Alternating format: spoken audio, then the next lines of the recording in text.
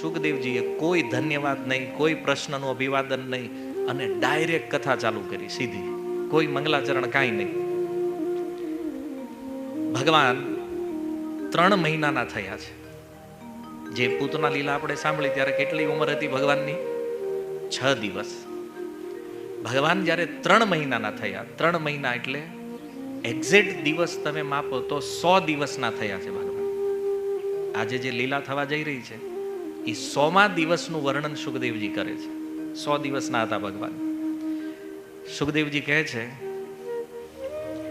કદાચિત ઓત્થાનિક કૌતુકાપ્લવે જન્મર્ક્ષયોગે સમવેત યોષિતામ વાદિત્ર ગીત દ્વિજ મંત્ર વાચકે ચકાર સુનોર વિષેચનમ સતી.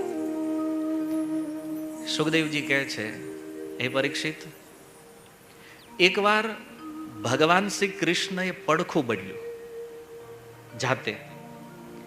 યશોદાજીને કંઈક કામ હતું તો નંદ મહારાજને કીધું કે તમે એક કામ કરો, મારે થોડું ઘરનું કામ છે, તમે લાલાનું ધ્યાન રાખો. તો એને એક સુંદર આસન ઉપર સુવડાવી અને નંદ મહારાજ બેઠા બેઠા જોવે છે ભગવાનને કે લાલો શું કરે છે. અને એમાં અચાનક ભગવાને પોતાની કોણી નીચે કરી અને પહેલી વાર પડખું ફર્યા છે. જો આ પણ એક અદ્ભુત વિષય છે ભારત વર્ષમાં કે બાળક જ્યારે જન્મ લે ને પછી એની એક એક ક્રિયાઓને ધ્યાન લેવામાં આવે. આજકાલ તો ખબર નથી પહેલી વાર પડખું ક્યારે ફરે છે બાળક. એને માતા પિતા બેયનું કર્તવ્ય છે જોવે. તો નંદ મહારાજને આ ખ્યાલ આવ્યો. સુરદાસજી આ લીલા લખી છે. નંદ મહારાજે જોયું કે કૃષ્ણએ પડખું ફેરવું. યશોદાજીને બોલાવ્યા, યશોદા જલ્દી આવ્યા, જલ્દી આવ્યા. પણ યશોદાજી દહીં મંથન કરતા હતા તો એ અવાજમાં યશોદાજીને સંભળાણો નહીં. પણ આજુબાજુમાં બીજા જે લોકો હતા નંદ ભવનમાં, હવે જો નંદ ભવનની સ્થિતિ હતી, નંદ ભવનમાં રહેવા વાળા મૂળ 3 લોકો હતા, નંદ મહારાજ, યશોદાજી અને રોહિણી. પછી બલરામજી પ્રગટ થયા, 4થા અને 5મા ભગવાન કૃષ્ણ. પણ નંદ ભવનમાં ભીડ સમાપ્ત થતી જ નહોતી ક્યારે. શું કામ? જ્યારથી આ કૃષ્ણ બલરામ પ્રગટ થયા, આખું નંદ ભવન કોઈને કોઈ બાને ગોપીઓ આગા કરતી. આપણે જેમ માગવા જાય ને, ખાંડ નથી, ટમેટા નથી, બટેકા નથી, બાજુવાળા ત્યાં લેવા જાય તો એમ આ કાંઈક ને કાંઈક, દહીં નથી, મેળવણ નથી, કૃષ્ણને જોવા માટે. કૃષ્ણ બલરામનું દર્શન ન થાય ને તો ગોપીઓને એમ થતું કે આજનો દિવસ આપણો ફેલ જવાનો છે. તો નંદ ભવનમાં આવન જાવન રહેતી. અને એમાં બન્યું એવું કે નંદ મહારાજે જ્યારે આ જોરથી બોલ્યા કે લાલાએ પડખું ફેરવ્યું છે, યશોદા જલ્દી અહીંયા આવ્યો, તો આજુબાજુ વાળા જે ગોપીઓ હતી, જે ગોપ હતા, એને સાંભળ્યું અને બધા ઉત્સાહમાં આવી ગયા. બધું કામકાજ છોડીને જોવા માંડ્યા. બારી જે હતી ને રૂમની ત્યાંથી અંદર. યશોદાજી નો સાંભળ્યું ને તો યશોદાજી નહીં થયું, નંદ મહારાજ કાંઈક બોલ્યા, હું બોલ્યા એ ખબર ન પડી. તો યશોદાજીને થયું કે લાલો પડી ગયો લાગે પલંગ ઉપરથી. ભાગતા ભાગતા આવ્યા જલ્દી. આવી નંદ મહારાજને કહે છે, શું થયું? થયું કાંઈ નથી, લાલાએ પડખું ફેરવ્યું છે આજે. પહેલી વાર કૃષ્ણ જાતે પડખું ફર્યા છે. યશોદાજી કે તો કરો ઉત્સવ. જો યશોદાજીનું વાત્સલ્ય એવું છે, ભગવાનની એક એક ચેષ્ટાઓમાં મહા ઉત્સવ કરે છે. તો જ્યારે પડખું બદલ્યું એ સમયે યશોદાજીએ કીધું, એટલે બારીમાં જે જોતા તેને અંદર વહી આવો. કેમ? નંદ ભવનમાં ઉત્સવ પ્રારંભ કરવાનો. અને બધા પોતાનું કામ છોડીને લાગી ગયા ઉત્સવમાં. અભિષેકની તૈયારીઓ થઈ રહી છે. અને એ દિવસે એક સંયોગી છે, જન્મ ક્ષયોગે સમવેત. ભગવાનના જન્મ સમયે જે નક્ષત્ર હતું, આજે પણ એ જ નક્ષત્ર છે. અને યશોદાજી પંડિતોને હારે જ રાખતા. પૂછ્યા કરે વારંવાર, હારું મુહૂર્ત કયું છે, અત્યારે કામ કરવા જેવું છે કે નહીં? તો તત્કાલ કીધું કે આજે પહેલી વાર પડખું ફેરવ્યું છે, ઉત્સવ કરવો છે, લાલાનો અભિષેક કરવો છે. તો મુહૂર્ત કેમ છે? પંડિતોએ કીધું આજે બહુ સારું મુહૂર્ત છે. કેમ? તો કે એના જન્મનું નક્ષત્ર આજે છે. રોહિણી નક્ષત્રમાં જન્મ થયો છે ને આજે રોહિણી નક્ષત્ર છે. તો ઉત્સવ કરો. અને ઘરમાં સ્ત્રીઓની ભીડ જામી વાદિત્ર ગીત દ્વિજ મંત્ર વાચકે સુંદર મંગલ ગીતો વાગવા માંડ્યા. બ્રાહ્મણો વેદ મંત્રોનું ઉચ્ચારણ કરી રહ્યા છે અને બધી સ્ત્રીઓ આજુબાજુ ઘેરાઈને ઊભી રહી. વચ્ચે એક સુંદર પાત્ર છે સોનાનું અને એમાં કૃષ્ણને સુવડાવ્યા છે, એનો અભિષેક કરે છે યશોદાજી આજે પહેલી વાર. તો અહીંયા કહે છે ચકાર સુનોર અભિષેચનમ સતી. સતી યશોદાજીને કહે છે. યશોદાજીએ લાલાનો અભિષેક કર્યો. આજે જે આપણે ભગવાનનો અભિષેક કરીએ છીએ ને, આ યશોદાજીએ લાઈવ, આપણે વિગ્રહનો અભિષેક કરીએ છીએ, યશોદાજીએ લાઈવ ભગવાનનો અભિષેક કર્યો. 3 માસના છે. પ્રભુપાદજી આનો ફોટો બનાવરાયો છે, તમે ભાગવતમમાં જો, એટલું અદ્ભુત દર્શન છે યશોદાજી જે અભિષેક. અને આજુબાજુ બધી બ્રજવાસી ગોપીઓ જે છે વીટળાઈને ઊભી છે અને સુંદર મંગલ ગાન થઈ રહ્યું છે. જો આપણે ત્યાં ગીત ગાવાની પ્રથા હતી. કોઈ પણ શુભ કાર્ય હોય ને તો પહેલા મંગલ ગાન કરવામાં આવે. એનું જ નામ મંગલાચરણ છે કે કોઈ શુભ ઉત્સવ એનો આરંભ મંગલ ગીતથી થવો જોઈએ. પણ આપણે જેના જેના લગ્ન થયા ને પૂછો તો ગીત હું કામ ગાય છે નહીં ખબર હોય. કંકોત્રીમાં લખ્યું હોય ગીત ગાવાનું આ, પણ એમાં કોઈ હોય નહીં. હવે આજે આખી સિસ્ટમ ફરી ગઈ છે ને. 5 મિનિટ ગીત ગાય ને પછી ડીજે ચાલુ થાય. વાસ્તવમાં આ એક વૈદિક વિધાન છે કે વિવાહનો ઉત્સવ પ્રારંભ થઈ રહ્યો છે તો મંગલ ગીતો જેમાં દેવતાઓ અને ભગવાનનું આવાહન કરવામાં આવે છે કે અમારો આ જે પ્રસંગ છે આમાં કોઈ વિઘ્ન ન આવે, કાંઈ અશુભ ન થાય, એના માટે આ બધી વિધિઓ છે. પણ આપણે મોડર્ન થયા છીએ અને મોડર્ન યુગમાં ભાઈ ઠીક છે, ઘરના મળીને 5-7 ગીત ગાઈ નાખો, કામ પછી તો આપણે બધી તમોગુણી રજોગુણી પ્રવૃત્તિઓમાં લાગવાનું છે. તો એનું પરિણામ એવું જ આવવાનું છે. જેવો મંગલ ગાનની વિધિ, કોઈ પણ ગ્રંથ જોવો સનાતન ધર્મની અંદર, એનો પ્રારંભ થાય મંગલાચરણથી. મંગલાચરણ એટલા માટે છે વિઘ્નોના નાશ કરવા માટે. તો અહીંયા નંદ ભવનમાં સ્ત્રીઓ સુંદર મંગલ ગાન કરી રહી, સાથે વેદ મંત્રનું ઉચ્ચારણ થઈ રહ્યું છે. બ્રાહ્મણો વેદ મંત્ર બોલી રહ્યા, જેને સ્વસ્તિ વાચન કહેવામાં આવે છે. આજકાલ લોકોને ખબર નથી સ્વસ્તિ વાચન શું છે, કારણ કે બ્રાહ્મણોને બોલાવતા નથી. હવે આપણને એમ થયું કે આપણે જે કરવી એ જ બરાબર છે. અને આના કારણે ઘણું રિએક્શન પણ આવી રહ્યું છે, ઘણા વિઘ્નો પણ આવી રહ્યા છે. પણ આપણે એવોઇડ કરતા આ બધું કરી રહ્યા છે. જેવો વેદ મંત્ર જે છે ને એ વાતાવરણને પવિત્ર બનાવે. વેદ મંત્રોનું ઉચ્ચારણ જે છે એમાં સ્વસ્તિ વાચન, કોઈ પણ પ્રસંગના પ્રારંભમાં સ્વસ્તિ વાચન થાય છે. અને યશોદાજી એટલા બધા પ્રસન્ન હતા, એણે બ્રાહ્મણોનું પૂજન કર્યું, ખૂબ સન્માન કર્યું છે. આજકાલ સમસ્યા એવી થઈ છે કે લોકો બ્રાહ્મણોથી બહુ ભડકે છે. એ તો કીધા કરે, એવું કાંઈ કરવાની જરૂર નથી. એવું નથી. જો બ્રાહ્મણ જે છે એ ભગવાનને પ્રિય છે અને એટલા માટે એનું સન્માન એ ભગવાનનું સન્માન કરવા બરાબર છે. થોડું આપણે તે સુધરવાની જરૂર છે. ખાસ કરીને વિવાહના પ્રસંગમાં સૌથી મુખ્ય વ્યક્તિ જે છે ને એ બ્રાહ્મણ છે. આખા વિવાહનો આધાર જે છે, યજ્ઞ ઈ કરે છે, દેવતાઓનું આવાહન ઈ કરે છે, તમારા મંગલની કામનાઓ ઈ કરે છે, તમને આશીર્વાદ ઈ આપે છે. અને સૌથી ઓછું પેમેન્ટ કોનું હોય છે? બ્રાહ્મણ. પછી બ્રાહ્મણ કંઈક સામેથી દક્ષિણાઓ માગે ને તો એમ કે હવે બધા લાલચુ થઈ ગયા.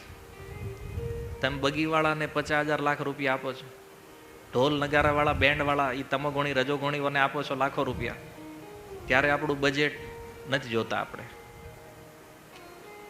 બ્રાહ્મણની વાત આવે ત્યારે એમ થાય કે બસ બ્રાહ્મણે સંતોષ રાખવો જોઈએ. પણ એ શું કરે? કારણ કે આપણે જેમ ઘર ચલાવવાનું એને ચલાવવાનું. લાલચી બ્રાહ્મણો થયા છે, પણ કોના કારણે થયા છે? આપણા કારણે. એને યોગ્ય દક્ષિણાઓ નહીં મળે, એનો નિર્વાહ કેવી રીતે કરશે? અને એટલા માટે બ્રાહ્મણોનું ઘણીવાર લોકો અપમાન પણ કરી નાખતા હોય છે. જો એક પ્રસિદ્ધ શ્લોક છે, નમો બ્રાહ્મણ્ય દેવાય ગૌ બ્રાહ્મણ્ય હિતાય છે, જગત હિતાય કૃષ્ણાય ગોવિંદાય નમો નમઃ. બ્રાહ્મણ અને ગાય જે છે ને ભગવાનને અતિ પ્રિય છે, અને એટલા માટે બ્રાહ્મણનું સન્માન ભગવાનના સન્માનની સમાન છે. તો નંદ મહારાજ અને યશોદાજીએ બ્રાહ્મણોનું પૂજન કર્યું, ખૂબ સન્માન કર્યું, એમને અન્ન આપ્યું, વસ્ત્ર આપ્યું, માળાઓ આપી, ગાયો આપી, અને નંદ મહારાજે કીધું જે જોતું હોય એ માગો, તમારા મનમાં જે ઈચ્છા હોય એ બધા પદાર્થો દાનમાં મળશે, અને આપ્યા એને. જ્યારે આ રીતે બ્રાહ્મણોનું સન્માન પૂજન થયું, હવે જો અનેક લીલાઓમાં આવશે, કારણ કે બ્રાહ્મણો યશોદાને હારે છે, એટલે સ્વસ્તિ વાચન, મંગલ કામના ચાલતી જ રહે. તો એક વ્યક્તિએ પ્રશ્ન કર્યો કે આટલું બધું બ્રાહ્મણોને દાન મળતું હતું, તો એ જમાનામાં બેંક તો હતી ને, આવડા રાખતા હતા ક્યાં ઈ કે આ બધું? કારણ કે હવે બિઝનેસ માઇન્ડ હોય એટલે આપણે તો એ જ વિચારવાનો સંગ્રહ ક્યાં કરતા છીએ કે આટલું બધું દાન મળે છે. ભગવાનનો જન્મ થયો ત્યારે દાન આપ્યું, પૂતના લીલામાં પણ બ્રાહ્મણોએ સ્વસ્તિ વાચન કરીને ઉત્સવમાં પણ દાન પ્રાપ્ત કર્યું છે, એક એક લીલાઓમાં. તો એ કે પ્રભુજી આટલું બધું ધન આવડા રાખતા જ ક્યાં? તો જુઓ, આ બ્રાહ્મણો ક્યાંય નહોતા રાખતા, એ દાન કરી દેતા. એ પણ દાન કરવાની વિધિ કોઈ એક સમાજ, કોઈ એક વર્ગ માટે નથી. બ્રાહ્મણો પાસે પણ જ્યારે જરૂરિયાતથી વધારે ધન આવે તો એની વિધિ પણ એ છે કે એ બ્રાહ્મણો પણ દાન કરે છે, કારણ કે દાન બધાનો ધર્મ છે. દાન, તપ અને સ્વાધ્યાય ગીતામાં ભગવાન કહે છે બધા વ્યક્તિઓએ કરવું જોઈએ. તો આ રીતે એ બ્રાહ્મણો જે છે એ પણ દાન કરી દેતા, જે ગાયો મળતી, ધન, સુવર્ણ, ભૂમિ, આ બધું. કારણ કે કળિયુગ નહોતો, લાલચ પણ નહોતી, અને એ ધર્મમાં સ્થિત હતા. આ રીતે જ્યારે સ્વસ્તિ વાચન કર્યું બ્રાહ્મણોએ, ભગવાનનું સ્નાન ઇત્યાદિ કર્મ સંપન્ન થયું, અને એ સમયે યશોદાજીએ જોયું કે લાલાને ઊંઘ આવી રહી, નિદ્રા આવી રહી છે. ભગવાન સુવાની તૈયારી કરે, આપણી ભાષામાં બગાવું ખાધું તો યશોદાજીને લાગ્યું કે હવે લાલો થાક્યો છે, 3 મહિનાનો છે, નાનો એવો છે. તો એને થયું કે હવે આને સુવડાવી દઉં. એ સમયે સુખદેવજી કહે છે, સંજાત નિદ્રા ક્ષમ શીશ યત છને. સુખદેવજી કહે છે કે લાલાને નિદ્રા આવી રહી છે, અને એને ધીરેથી યશોદાજીએ સોવડાવી દીધું. હવે એક વાત એ છે કે સુખદેવજી અહીંયા એમ ડાયરેક્ટ કદાચ વર્ણન એવું કરી દે કે ભાઈ યશોદાજીએ લાલાને સોવડાવી દીધો, નિદ્રા શબ્દનો પ્રયોગ ન કરે તો લીલા તો હાલી જાત, વાંધો નથી. પણ જો બ્રજમાં ભગવાનના ઉત્સવનો આનંદ લેવા બધા દેવી દેવતાઓ આવ્યા છે, તો નિદ્રા પણ એક દેવી છે. તો નિદ્રા દેવીને થયું કે બધા જો ગોકુળમાં આનંદ લઈ રહ્યા છે તો હું કેમ નહીં? અને એટલા માટે નિદ્રા દેવીએ એ બ્રજ સુખ માટે ભગવાનની આંખ ઉપર સવાર થઈ ગઈ કે પ્રભુ હું આખો ફેસ્ટિવલ જોઈશ, તમારી આંખો ઉપર બેહી. અને યશોદાજીને થયું કે હવે આને સુવડાવી દેવું જોઈએ. તો પહેલા હાથમાં લે છે, હાથમાં લઈ અને ધીરે ધીરે સુવડાવવાની ટ્રાય કરે છે. પછી પીઠ થપથપાવી અને યશોદાજીને લાગ્યું કે આ હુઈ ગયો, તો યશોદાજી એને લઈ અને એક રૂમમાં સુવડાવવા માટે જાય છે. હવે રૂમમાં જેવા ગયા તો જોયું ઉત્સવના કારણે આખું નંદ ભવન ભરેલું, કોઈ રૂમ ખાલી નહીં. આપણે ત્યાં લગ્ન હોય ને મહેમાન આવી ગયા હોય, રૂમ રોકી લીધી હોય, પછી ક્યારેક ગરધણીની તકલીફ થઈ જાય, યાર આપણે ક્યાં જવું એ ગયા. તો યશોદાજીને એમ થયું એટલા બધા લોકો નંદ ભવનમાં હતા, એકય રૂમ ખાલી નહીં. તો યશોદાજીએ વિચાર કર્યો કે હવે આને ક્યાં હુવડાવું. તો ભગવાને તે ખબર નહીં થોડી એવી હલચલ થઈ તો ભગવાન જાગ્યા પાછા. કે છે ઓત્થાનિકોત્સુક્યમના મનસ્વીની સમાગતાન પૂજયતી બ્રજોકસ. ભગવાન જાગ્યા અને કે છે સમાગતાન, ભગવાનના મનમાં એક ઈચ્છા થઈ દૂધ પીવાની, અને ભગવાન રડવા લાગ્યા. તો હવે ભગવાને રડવાની જે લીલા કરી એ શા માટે કરી? કારણ કે યશોદાજીએ જ્યારે જોયું કે કોઈ રૂમ ખાલી નથી, તો એને થયું કે આને હોવડાવવું ક્યાં? તો એક ગાડું હતું અને ગાડામાં બહુ બધો સામાન ભર્યો હતો, અનેક અનેક પાત્રો હતા એમાં. અને એ ગાડાની નીચે એક સુંદર આસન, એક સુંદર પથારી કરી. ક્યાંક ક્યાંક વર્ણન એવું પણ છે કે ત્યાં એક પારણું રાખ્યું ગાડાની નીચે અને ભગવાનને એમાં સોવડાવી દીધા. હવે યશોદાજીને એમ થયું કે આ સૂઈ ગયો છે, એટલે એ એને ત્યાં મૂકી અને કામમાં લાગી ગયા. મહેમાનોની આગતા સ્વાગતા ઉત્સવ હતો. હરિસુરીજી કહે છે કે આ એવો અદ્ભુત ઉત્સવ હતો જેની માટે ઉત્સવ છે એને સાઈડ કરી દીધા. અચ્છા, ઉત્સવ કોની હાટું થયો? કૃષ્ણ માટે, અને કૃષ્ણ સાઈડ, બાકી બધા મજા લે. ભગવાન કે આ ખોટું છે. હું હીરો છું આ ઉત્સવનો અને મન જીરો કરી નાખ્યો. મનમાં વિચાર કર્યો કે આમાં મારે આનંદ લેવાનો છે. આવો વિચાર કરતા કરતા યશોદાજી તો મૂકીને વયા ગયા, પણ ભગવાને વિચાર કર્યો કે આ ખોટું થઈ રહ્યું છે. વાસ્તવમાં તો મારા માટે ઉત્સવ થઈ રહ્યો છે, મને જ ખૂણામાં નાખી દીધો. તો ભગવાન જાગ્યા, આંખ ખોલી અને સૌથી પહેલા ભગવાન રડવા લાગ્યા છે. રડવાનું કારણ શું છે? રડવાનું એકમાત્ર કારણ સ્તનપાન કરવાની ઈચ્છા છે, યશોદાજીનું દૂધ પીવું છે. તો ભગવાનને થયું કે જો હું રડું તો યશોદા સાંભળે તો ખબર પડે, પણ આટલા ઉત્સવમાં આટલા લોકોની વચ્ચે કોણ રડવાનો અવાજ સાંભળે? ભગવાન બહુ રડ્યા, કોઈ સાંભળ્યું નહીં. અને હારે અમુક છોકરાઓ ઊભા રાખ્યા હતા ત્યાં. યશોદાજી કીધું આનું ધ્યાન રાખજો, આયા કોઈ કૂતરો બિલાડું કંઈક આવી ન જાય, કારણ કે બાળક નાનો છે, તો આની ઉપર કોઈ હુમલો કરીએ કે કોઈ જીવજંતુ ન આવે, ધ્યાન રાખજો અહીંયા. તો એટલે બધા છોકરા ઊભા હતા, અને ઊભા હતા એ ખબર નહીં એના મનમાં હું વિચારે, તો બ્રજવાસી છે ને ભાઈ, તો એણે ન કીધું કે રોવે છે. નગર માની લો કોઈને ધ્યાન રાખવાનું કીધું હોય, કમસે કમ બોલાવા આવે ને કે ભાઈ મૈયા લાલો રડે છે તો તમે આવો. તો એ બધાએ વિચાર કર્યો કે આપણને ધ્યાન રાખવાનું કીધું તો આપણે ધ્યાન રાખવાનું, ભલે રોવે. બ્રજવાસી છે ભાઈ, એનું માઇન્ડ તો એની રીતે હાલે. આપણને ધ્યાન રાખવાનું કીધું, આપણે ધ્યાન રાખવાનું. એણે ન કીધું કે રોવે છે. અને એ સમયે નૈવા શૃણોદ વૈરુદિતમ સુતસ્ય સા, કૃષ્ણનું એ રુદન યશોદાજીએ સાંભળ્યું નહીં. અને રુદન શા માટે ભગવાન કરે છે? તો કહે છે રુદન સ્તનાર્થી. ભગવાનને આજ દૂધ પીવાની કામના થઈ છે. જો જે કામને શત્રુ કીધો છે ગીતામાં ભગવાને, એ કામના જ એની અંદર થઈ રહી છે. જો આ લીલાઓ છે.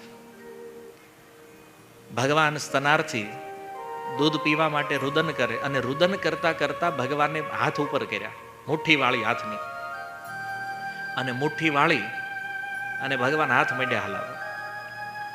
શ્રી સંપ્રદાયને એક આચાર્ય આની ઉપર બહુ સુંદર ભાવ આપ્યો છે. એ કે ભગવાનને હાથની મુઠ્ઠી વાળી છે, એનો અર્થ શું છે?